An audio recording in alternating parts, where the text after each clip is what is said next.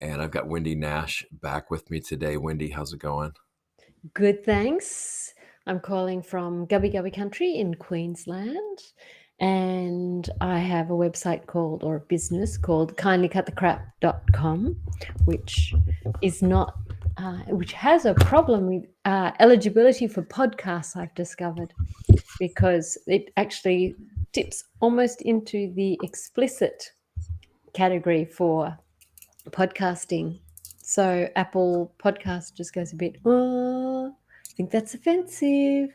So not family friendly.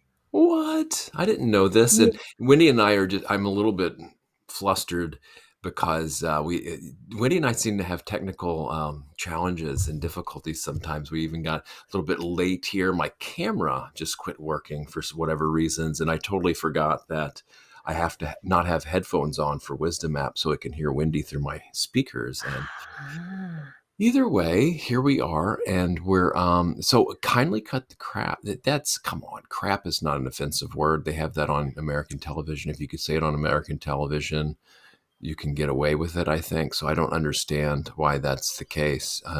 It might depend on what time of the day. Hmm. So I don't know. There's certain words that you cannot say on television, no matter what time of day in the sure. States, as far as I know. But so anyway, here we are today, and we're talking about. We've titled this I'm "Worldwide calling from Gubby Gubby Country Wise in Speech." Queensland. In just a second, while we've got yeah, that was the YouTube monitoring probably, or who knows what that is. But so wise speech. What comes to mind when we say wise speech? What is that all about? I'll just have my co-host here. What does that mean to you, Wendy? What is wise speech? You know, I have never really figured it out. It's a really difficult. It's actually not straightforward. It's a really nuanced thing because it's so culturally dependent and like not just say American or Australian. But I was on the train one time and there was a guy a couple of years older than me, and he used to teach English. And these two teenagers arrived, and they were, I mean, using language, and that would be completely not allowed on even probably explicit, you know, Apple podcasts. It was really, derogatory terms for women's genitalia, but that referred to um, a person, and they just used that. That's like, a guy, but they were using this word, C word, as a person, a description for just, oh, that guy. Mhm. And um and he was just, this fellow sitting next to me, he was completely confronted by that, the use of the word. And I said, but sociologically, that is not an offensive term. They just came from a poor end of town and in an area where it's just people have other things to deal with than care for their kids, and lots of drug, alcohol, jail, that they would have come out of that demographic. So I didn't find it offensive when they were using it, because it wasn't offensive, but it was different sociology. So I find that really nuanced. So here where I am, it's quite poor and people effing blind all the time. But so here, I went to a meeting yesterday, and a senior staffer at council, at the municipality, she's using those words. She heads up a very important team at council. So it was interesting. And she said, "Oh, that's very vernacular, isn't it?" She kind of caught herself in that. But it's sort of what it's nothing exceptional here. Now, I used to work at the University of Oxford, and there in the team, you could swear and you could F and blind. But I came back to Australia and I was working in a job, and one of the senior managers uh, spoke about people as a mother F. And I was like, I can tell I don't work at the University of Oxford anymore because no one used that term. That was deemed way, way too offensive. Um, so it's so new, like just swearing is nuanced. And I haven't even talked about, so to me, I don't find swearing such a problem. I'm much more interested in, when I was working at Oxford, people were very offended very, very easily. And they said horrible things to me, but because they all worked in one language, one culture, it meant whatever, they actually didn't realize how offensive they were when speaking to me. They took what I said offensively, but then they were saying so many horrible things. And there was no swearing in that language. So I think it's such a complex thing. Now, you're living in Denmark and everyone speaks English, and you haven't yet developed much language skill in Danish, I think. Is that right? Yeah, little by little. Little by little. Yeah, it takes time. You've got to do it. But yeah, it takes time. So you haven't learned the nuance. And what I always found interesting, living in Sweden, living in France, there is this thing where not only do you translate the words, but actually what I thought was so interesting is that my politics changed. And they became less or more conservative according to which language I was in and which language I had learnt that terminology and those language skills. Because my ex-husband's family, which are French, they're quite conservative. So they use language, and it's only now when I speak French with somebody and I go, oh, that's a derogatory term, I think. But I didn't know that because it's a word, and they used it, fine. And I go, oh, okay, I was wrong. But as a foreigner, you don't know all that. So it's very complicated. It is, and this touches on a lot of things, and this is a good place to start digging into this, especially with I love this curse word thing, just to dive in here. And I mean, for me as a male, ideally, I don't want to be having a potty mouth around. Maybe I'm old fashioned, but women and children. When I'm with other guys are of like mind, and there's no one around that we can offend, then we can speak more freely, or whatever kind of obscenities want to come out of the mouth. I don't do that as much anymore. I used to. My dad cusses like a sailor because he was a sailor. So he was in the Navy. So I grew up with that even as a youngster all around. And yeah, it's to me with this, it also touches on this kind of, I don't know what to call it. Being offended culture. I mean, people are very easily offended. I think there's an agenda pushing that people don't want to get offended and don't want to offend, which I think there's a huge wisdom in that. I think maybe it's gone almost to the extreme now, where people lead with "I'm offended" before they even hear anybody's words. Almost, maybe I'm exaggerating a little bit, but the way I look at this, and we've maybe mentioned this before, and it's really gained a lot of clarity when I heard this, is when I say something, I'm 100% responsible for the intent I have behind the words, what I intend behind that. Now, the outcome is different. Now, about half of it is my responsibility, but I can't control how the other person receives what I say. Even though they're not totally responsible for it, but I'm not totally responsible for how someone it lands. And so then the intention becomes fairly important, right? Because out of 200%, let's say 150% of that is my responsibility, and vice versa.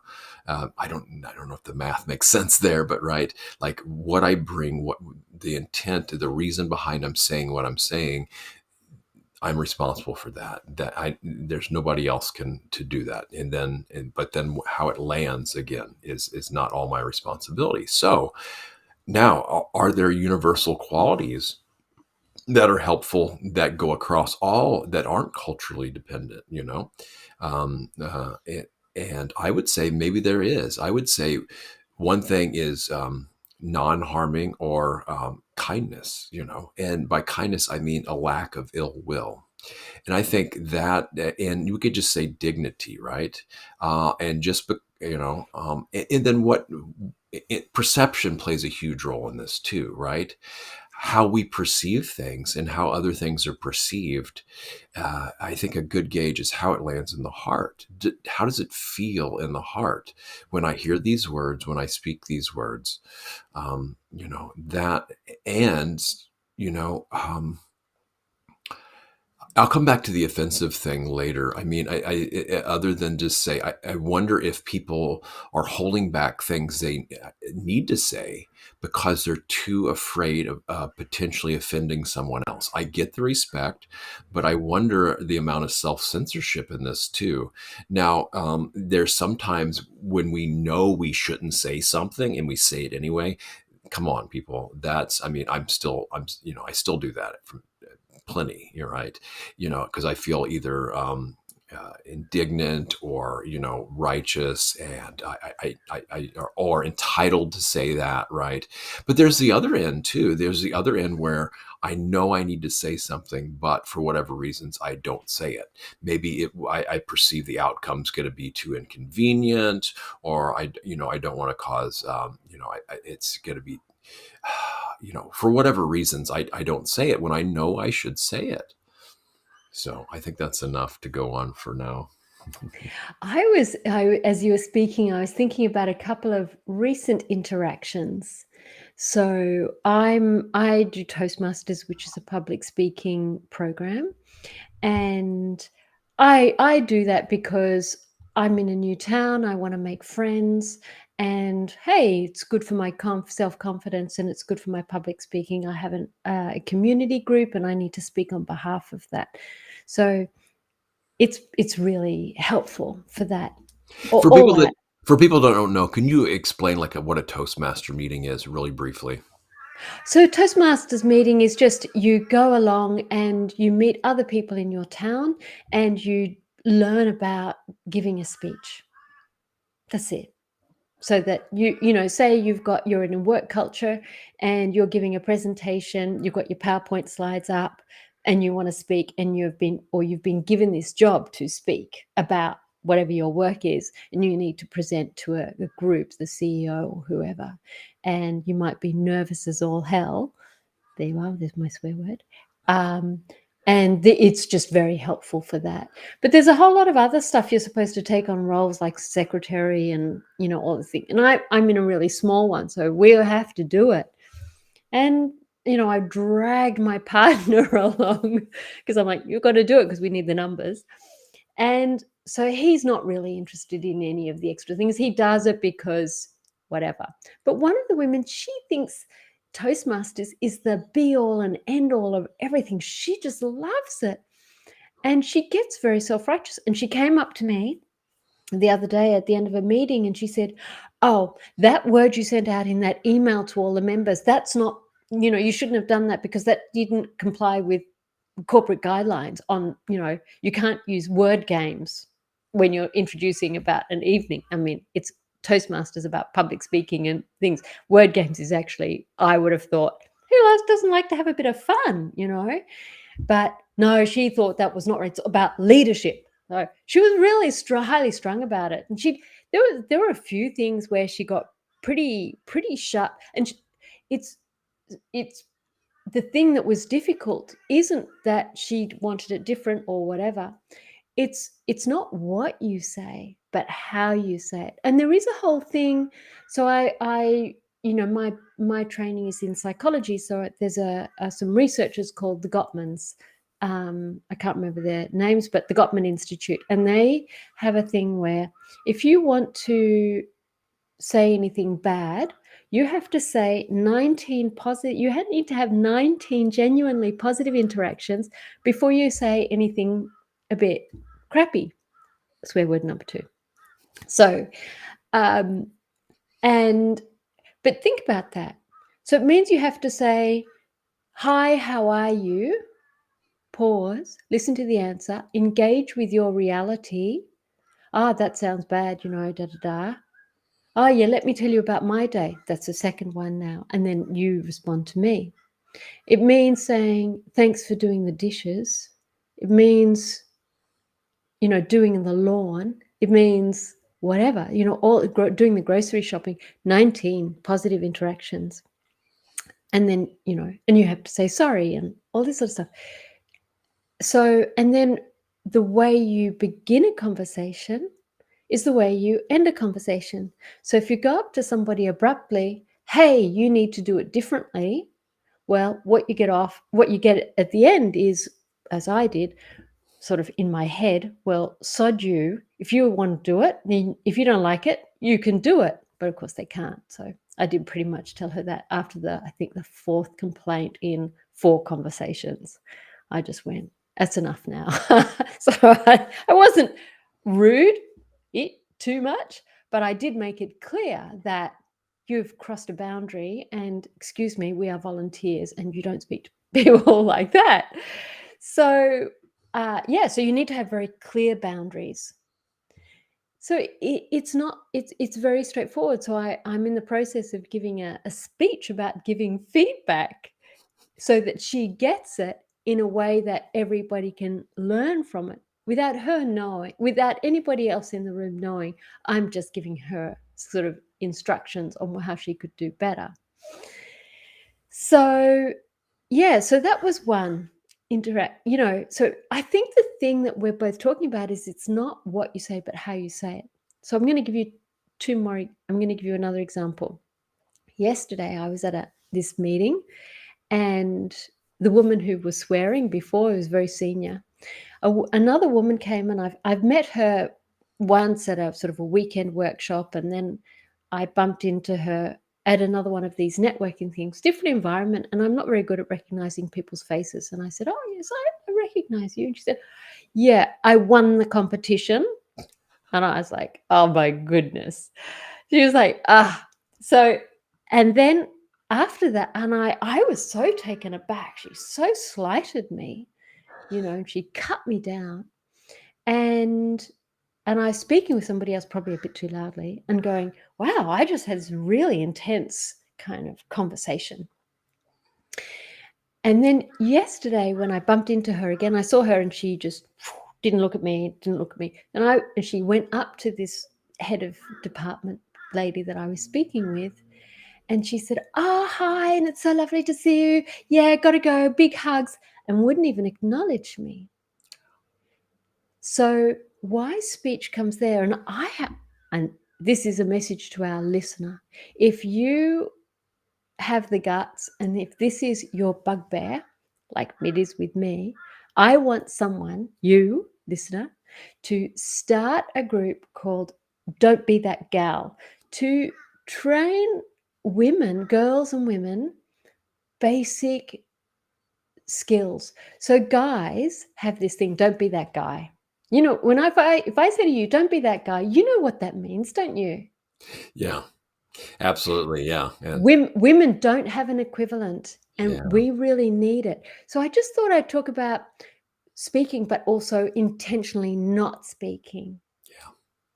So there you go. So there's my little Beautiful, thing. Wendy, and I love these real life examples. I need to bring more of these into when I speak because I know people really can resonate with that, and I see that too with with women. This kind of almost a sleight of hand, and it's actually my fiance who said this, what I thought was really brilliant, and it tied a lot of things together.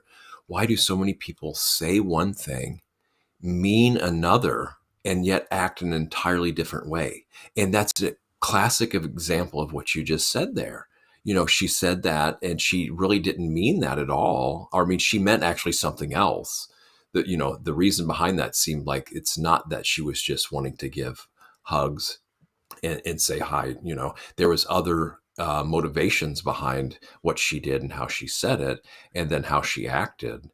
Um, so yeah, this is really good. And so I want to ask you for the suggestions about that. What do you think the answer and solutions is to this? And before you answer that, and you can maybe ponder a little bit, I'll just throw these out here. Maybe these are cliche at this point, but I find these very helpful. The Buddha's guidelines for wise speech, and it is not speaking falsehoods. That's the biggest thing, right?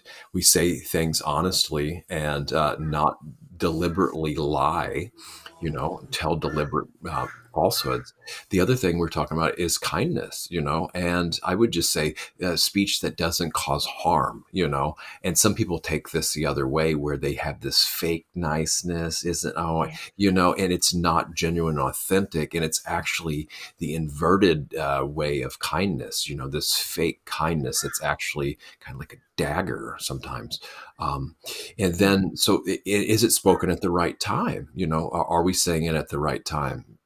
Sometimes it's just not appropriate to say certain things in certain situation instances. Does it create concord or does it create division? Will it bring people together? And this is the one I have challenges with a lot, especially from being the United States, probably more like the divided states, right?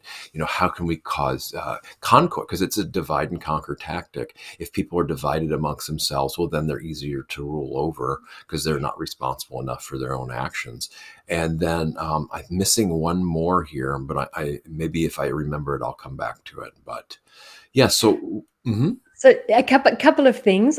Just I actually was rude yesterday. I know I've seen M. Reed has said a couple of yeps. So I want to know, M. Reed, yeah. what you're responding to. So please sort of put in a bit more comment about what is clearly something resonating for you.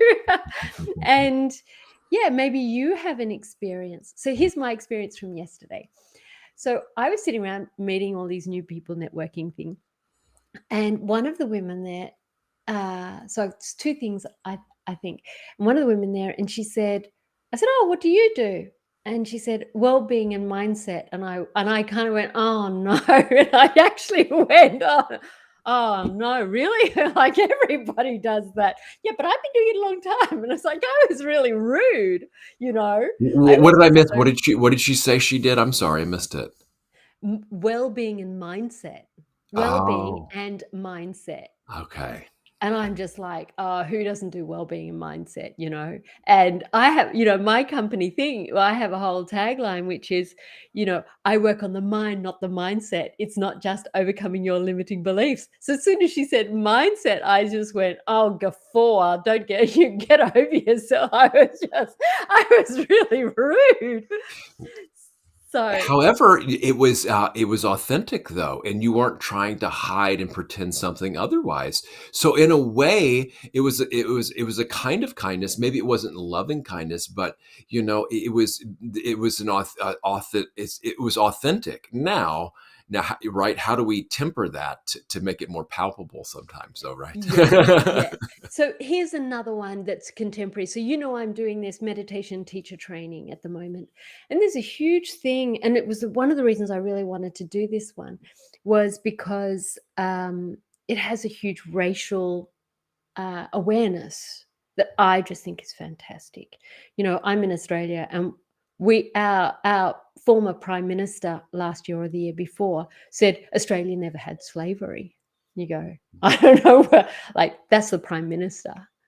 It was just, oh my god. So, um, and there's huge amounts of racism. We haven't even begun that conversation yet. Not even close to beginning that conversation.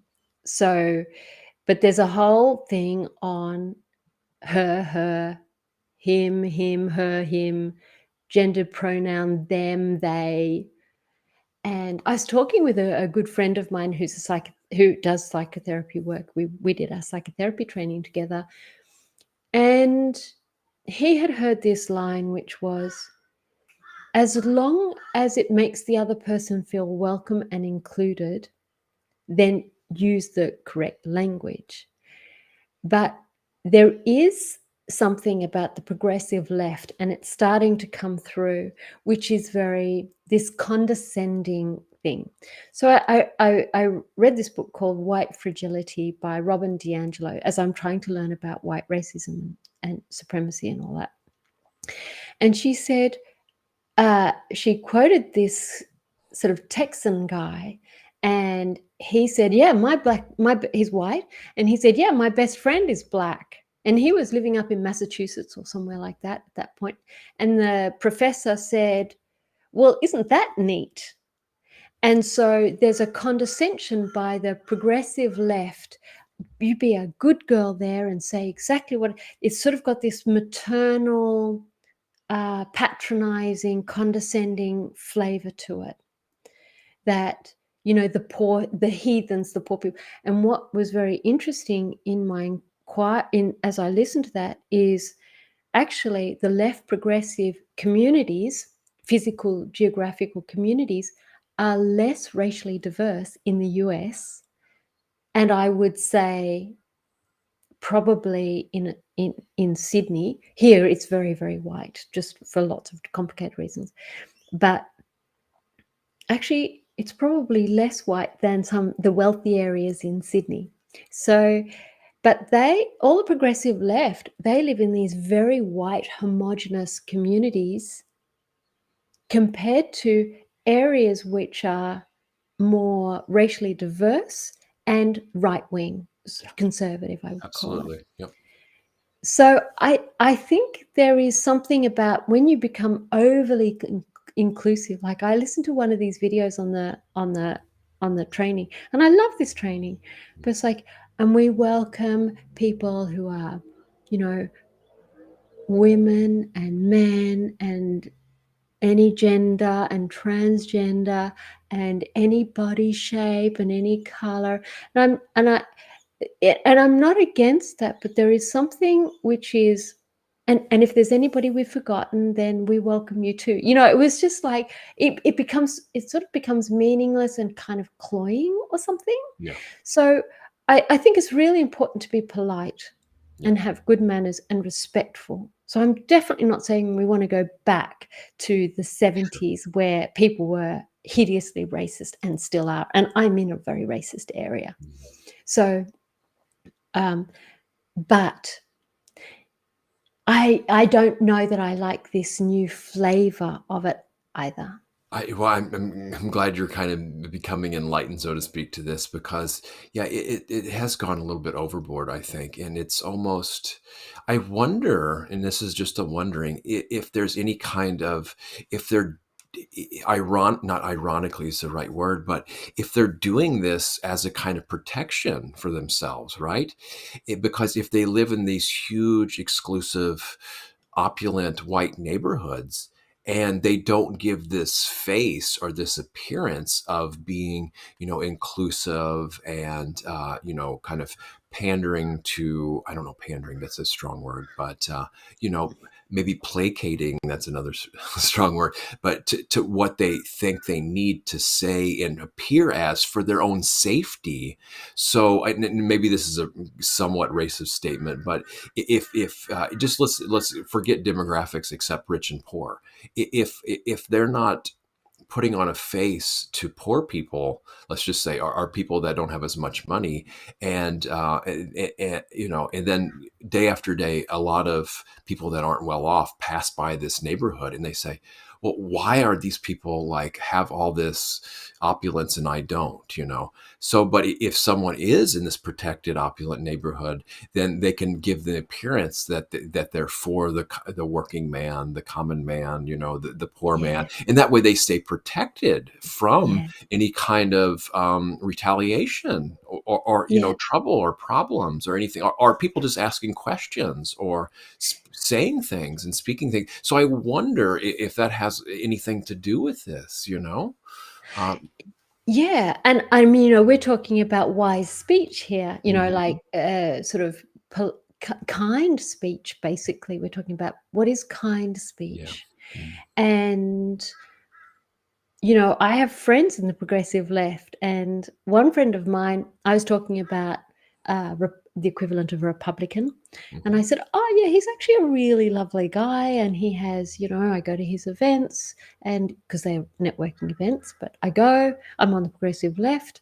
And I go, and he's lovely and he's warm. And she's just like, oh, yeah, but, and said, yeah, well, he's so racist and misogynistic. And I said, well, I actually can't speak to that. I don't know if he's like that. I know the person who heads it up. That's my opinion of that guy. But the guy who's my local, that's not what I see. I don't not see that, but I've never. He's a politician. He's going to be lovely. Yeah. So, but this automatic assumption, judgment, that is anybody who's Christian is going to be homophobic, who's going to be in a conservative church, who's going to be homophobic, who's going to be racist, who's going to be whatever. But now that I say that, I wonder if actually it's a latent, how do you say this? Like their own shadow projected on. Could be. It very well could be. And, this is the other thing I want to add to the last point was it's also can be, feeling better about themselves too, because I have all this, I mean, but then I don't want to get into the privilege thing because that is a thing and that can be overdone too. But, just because they have a nice comfort zone and they might feel there's a thing called white guilt too. People are feeling guilty for, even though they didn't do anything, there's just seems to be this push. Oh, you should feel guilty about who you are and what you are because that's popular right now. Basically, that a lot of times it comes to that.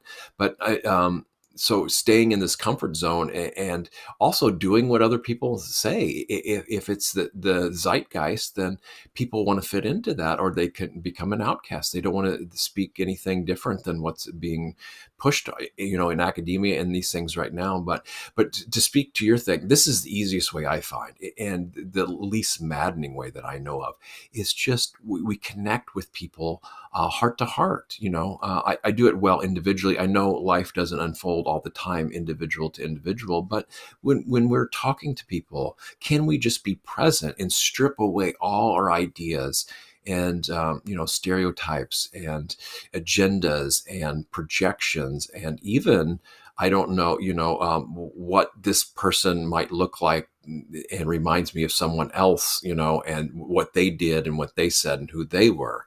Is it possible to meet someone afresh and stripping all that? Because what I find really damaging a lot is that these ideas we already have in place. And when we start applying these ideas, and especially beliefs are even more dangerous a lot of times, to something that we don't even know anything about. We haven't even, like you're saying, we haven't even spoken to a certain person, but we have all these kind of assumptions and deductions and inferences based on either past experiences or ideologies and belief systems, and what we think we know about something. But the thing is, we haven't even interacted. Now I'm balancing this too with our own intuition. Right, we pay attention deeply to the heart, and if the heart is telling us a message, that's deeply felt, then that's something to really pay attention to. But the mind has no shame about what it will say and do and trick and overlay and all these type of things. Yeah. Yeah, I mean, I guess it's such a tricky path. And I was meditating the other day, and I was thinking about how I get hurt very readily. So when this person at Toastmasters comes up to me and says, "You did it, you shouldn't do it like that, you should do it this way," I feel totally offended and hurt and criticized, and I'm too I think I'm too tender. I take it too much to heart. I think some people can manage to separate that, but I always take it super to heart because I'm trying to do my best, and they're going, no, what you did is rubbish. So what was I going to say? just about feeling. So I was meditating, feeling sort of a bit hurt by this experience. And then I thought, actually, people speak from hurt. It's like this pinball machine, that goes from one hurt to another person's hurt, to another person's hurt, to another person's hurt, to another person's hurt. And it goes bing, bing, bing, bing, bing, bing, bing, bing, bing, bing, bing, bing, bing, bing, bing, until one person just lets it go and then it passes. But Yeah. yeah, but that sort of speech is really what it's, yeah. It's really important. And so, yeah, let's talk about this in a meditative context, in formal meditation. I know, this is what you said first, though, is this people speaking from hurt. And I see that a lot. There's so many people have gone through trauma, and we've talked about trauma again and again, and so these questions of, how does this land? If I was the other person, how would this feel? This being said and heard, and how can we speak more healing words and words that are going to be of encouragement and upliftment, and still be authentic without having to put on rose-colored glasses all the time, and our heart's not really in it. And I think this is where compassion can come in. Just how much can we open to this, or how many boundaries do we need to maintain?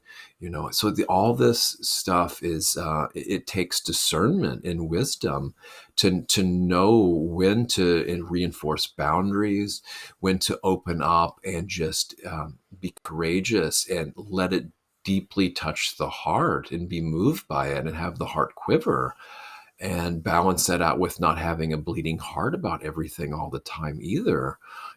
And so one thing in formal sitting practice with this is, I know years ago, and this is probably frowned upon in meditation circles a lot, but I was just having this this is really common in just everyday life, right? Is we rehearse these conversations we might have with people, or it's replayed over and over. Oh, they said that. Okay. And I said that. Oh, if I could only have said it this way.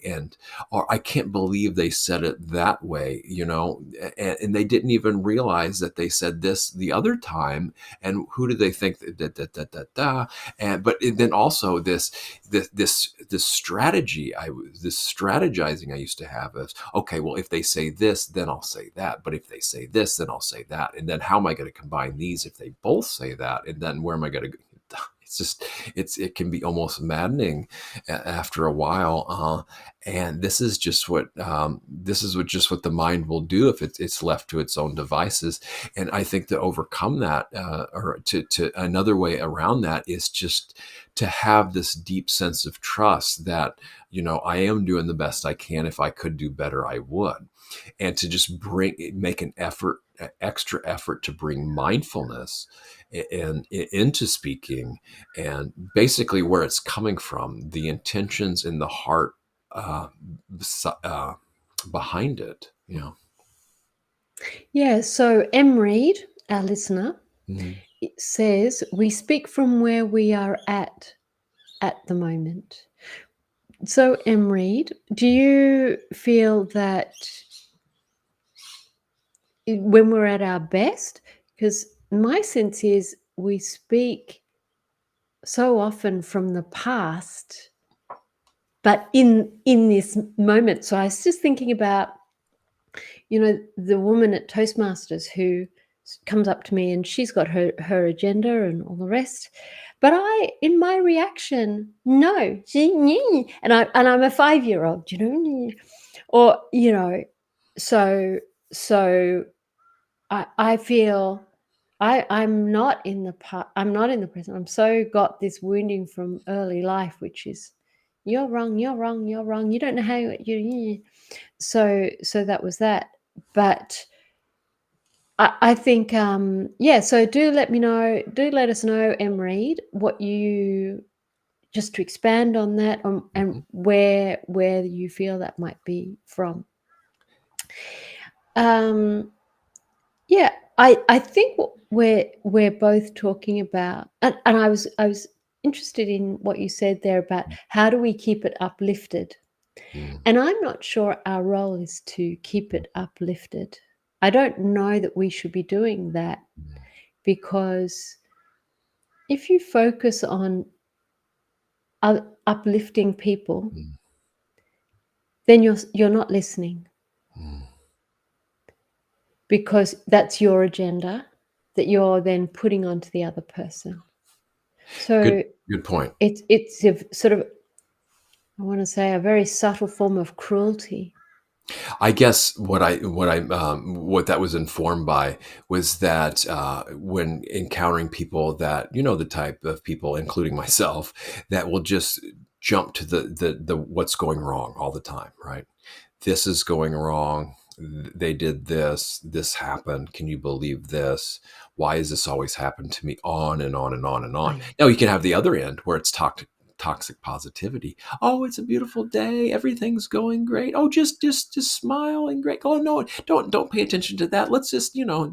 So that's the other opposite. And as far as polarity goes, there's the other one of you know deeply being affected by what someone says, and it really kind of harming, or the other end going to exuberance and joy and almost overwhelm of how beautiful things are.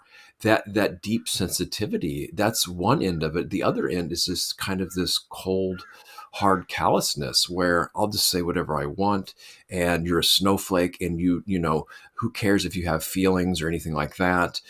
This is just the way it is. Bam, bam, bam, bam, bam, bam. And so this unbalance of these two extremes, I feel, but I think there's a time and place for both of towards one end or the other. Um, but the discernment again to know when's the right time to say something and how. It really comes back to how we say this. And the only thing I would disagree with that, Wendy, is in the context of if someone comes looking to us for encouragement and upliftment and empowerment and asks specifically how to do that, then I feel yes, that's called for. But you really have a good point that yeah, if I'm just going to be, what do they call it, Pollyannish all the time, that's not very wise either, right? And you're right, it is kind of like stepping on someone's journey to just go in there and artificially try to lift them up if they didn't really ask for it.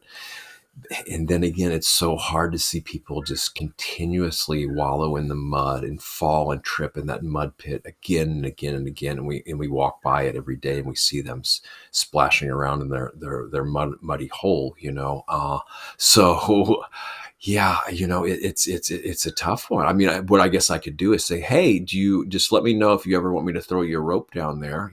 I'm here. I can do it. Just say the word. Or is there anything else I can get you while you're down there? Would you like a bowl of cereal, or I don't know. Is there? But I just like this compassion in action. Is there anything I can do? Can I help in any way? Is there anything I can do? That way, it shows a willingness from me, but it's not me imposing what I think the other person needs to do to become better, right? They can say, yeah, what I need. All right, I'm going to give you an example. Okay. So, from my street.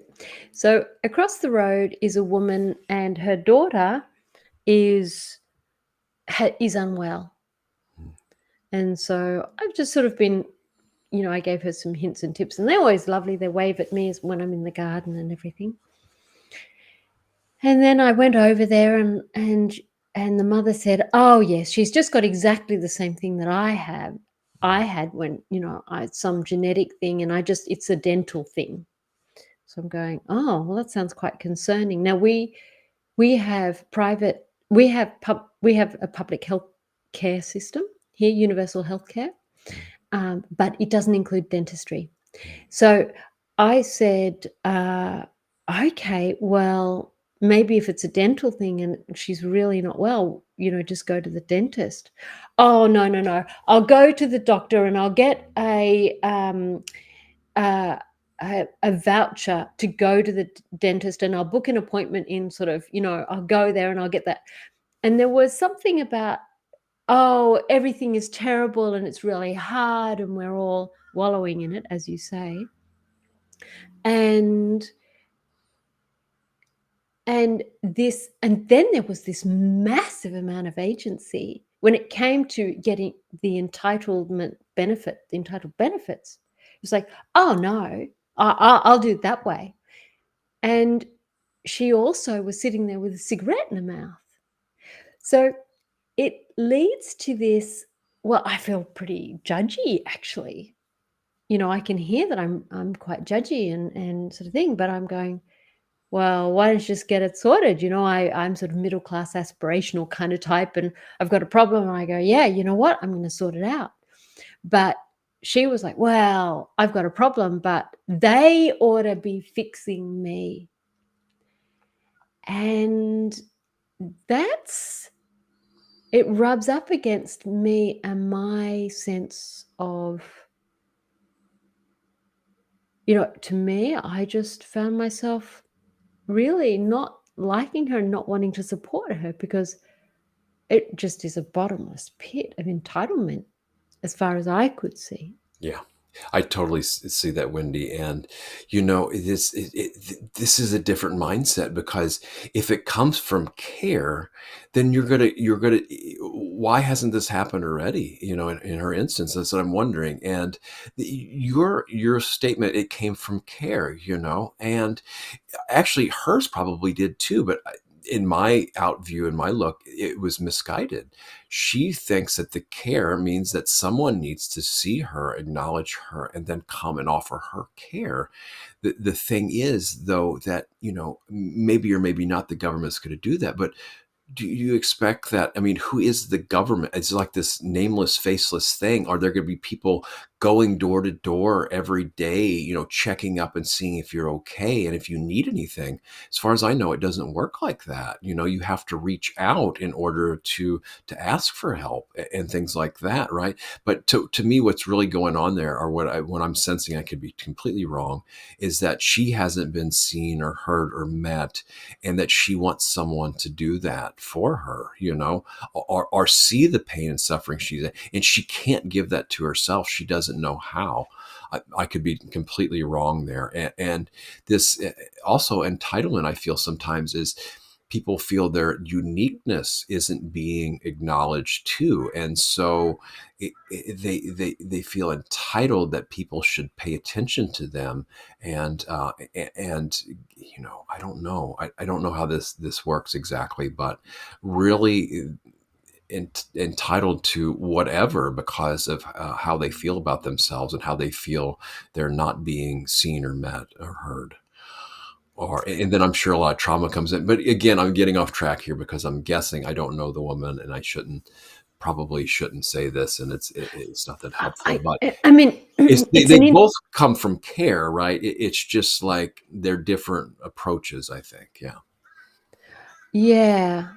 Yeah, but it's the sort of part that I feel quite judgy towards her, and I don't want to. I No. don't want to care. I kind of lost my sense of care for her Mm, because I felt that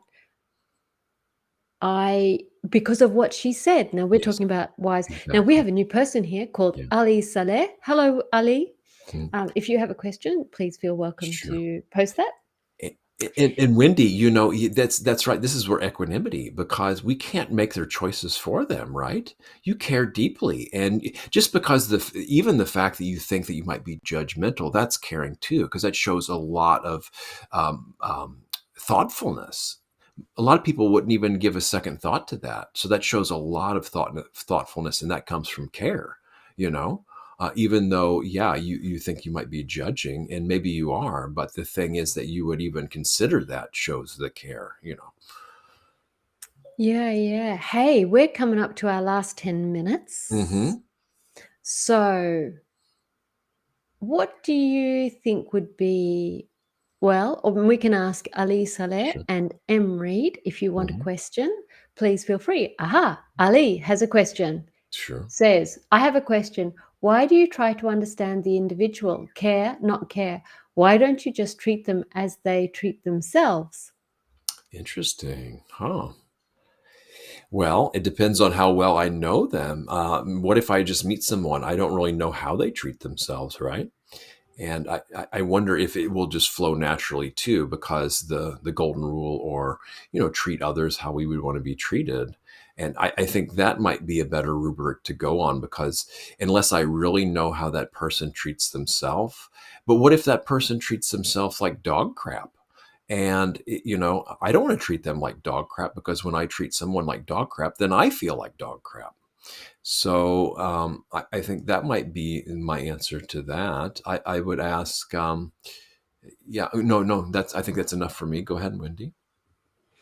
I was thinking about that because why do I try to understand the individual? Because, Ali, I'm trying to understand you.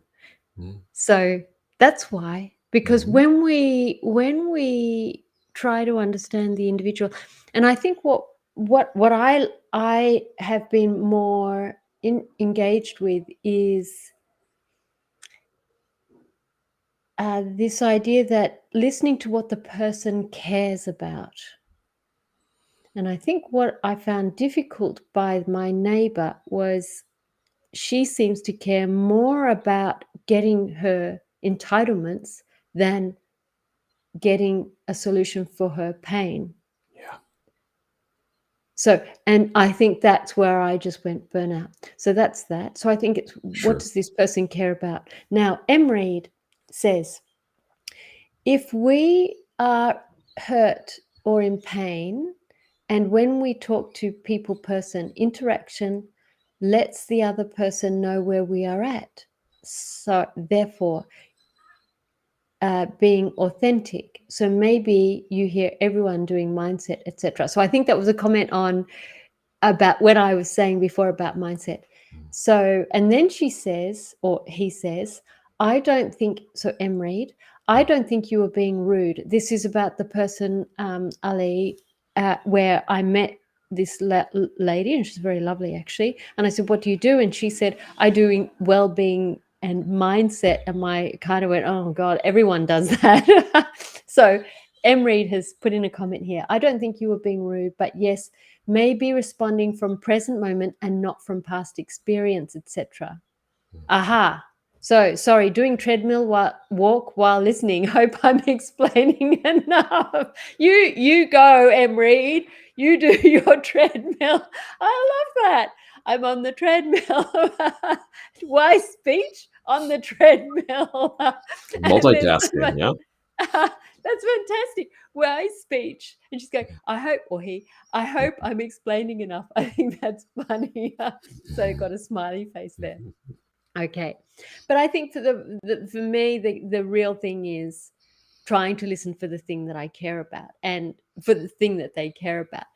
But I can't, I can't, I don't feel I want to care about their sense of entitlement. So there you are. Aha. Yeah. You're a woman. Okay. M. it Reed is a it's woman. it's a entitlement. I mean, it is, it's a core wound. Actually, I think it's one of the core wounds. Okay. Okay. It doesn't have to be from a government agency. It just feels I'm entitled to this person treating me this way, and if they don't treat me that way, well, then screw them, because I'm entitled to have everything exactly the way I want it, exact all the time. And if anybody else violates that, well, then I can do anything I want to them to get back at them or whatever. I mean, that's the extreme of this entitlement. It's a wound. It is a core wound. I feel, one of So it. let's go there. We've only got a couple of minutes, and if we Sure. don't get far enough today, we can pick it up in our next conversation. Hmm. So, but because there is a lot of sort of in type, so I work in community advocacy to improve the non-car travel options. So I see these they're guys, and I'm going to classify them as the hunt and shoot and fishing guys, Hmm. and they have these huge trucks, and now they're so huge they make adults look tiny. They only, and a fully grown adult standing next to the car is tiny next to this car. So I I isn't that arrogance? Yeah, maybe it is arrogance. It's So, overcompensation too. They're well, compensating for something. right, Or but I feel that my heart shuts down when people are entitled. Now, I find it very difficult to hear entitlement. So, yeah, and maybe that's because I have such a strong sense of my own. Well, I'm entitled to be treated by with respect. If I don't get it, then I'm going to storm off like a 4-year-old, you know. well, no, but that's a good point too. So we're not talking about dignity here. I mean, you don't need to be entitled to dignity. That's like a human, that's just a natural human way of being, and that everybody's worthy of giving and receiving dignity. And that's not exactly what we're talking about here, right? But no, I know what you mean, right? I mean, we can't demand other people respect us either. I know what you mean, right? As much as I want it, I can't say, well, wait a second, you have to respect me or I'm going to turn you into the police or something. That's Yeah, well, yeah, but I think there is that mentality oh, sure. actually Yeah. currently, and I come across it. But just going to these guys Mm, in these huge, great big trucks, and they're going, yeah, I demand to be able to drive everywhere, and pedestrian deaths are on the increase. They're terrible for the environment. Fossil mm, fuel companies are making a fortune out of them, mm, and they're absolutely taking them for a ride. But they've kind of the fossil fuel companies and the car companies have just absolutely sucked their ego to kind of go, yeah, look, you are the dominant one. And they're completely taken for a ride, which is kind of a pun. But anyway, but sure. we're at the end of time. I just And I thought we also should put see this that up. though, Wendy, as it's a false sense of empowerment. They feel belittled by the world around them. They feel powerless and helpless, and they think this is going to give them some kind of sense of power and agency and autonomy in the world. And because I have my big truck, then I'm bigger and stronger and powerful, and I feel, strong. And so the this is a kind of a false way of going about that. So if this is a masculine thing, then men, there's other ways to empower yourself that aren't like this, that aren't confrontational and do that and intimidating for really no reason other than for you to feel strong and good about yourself. That to me, it's actually there's not much courage there or honor and so that's just the way I look at it. But I feel for them because they have been emasculated and depowered by things around them too. I just don't feel this is the way to go with it. So reach out to me and we can talk man to man or about things like this too. So Let's have a conversation about men's speech actually. we So M. mhm, Reed, the woman, sure. says some don't know any better, and I think this is what we're dealing with. We are saying actually we don't know when any better when we speak unwisely. Yeah. So still no Education, excuse, education, she says. education is the Yeah. solution to this. Thank you guys for joining us, and we're going to Yeah, that wrap was this up. fun. Wendy, it's been fun, and we're going to do this again at the end of the month. You'll see, check the website and check things for the exact times and whatnot. But may you all. Em Mhm. Reed has said no. I think she doesn't want us to go, or she said yes. Or hey, just join us next time. We'll be at this time in a couple of. Do you know what the date is, I Josh? can I can look it up really Let's look quick. it up before we jump off. We should have this Sure. ready. Super professional and smooth. Right. Yeah. Yeah. You can check it out later, but just for those that are just listening, it's going to be the 31st at the same time. So Yeah, 8 cool. a.m. Central European time.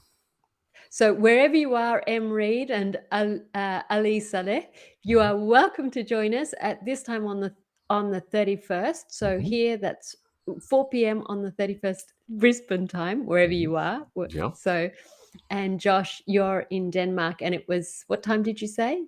8 a.m. Central. That's Central European time. That's right. Okay, 8 a.m. in Mhm. Denmark time. So Mhm. Em Reed says thumbs up. Well, it's been great having you guys on. So just do come back, and we look forward to catching up with you then. And thanks for everybody that joined on Wisdom App too. Bye now. Bye.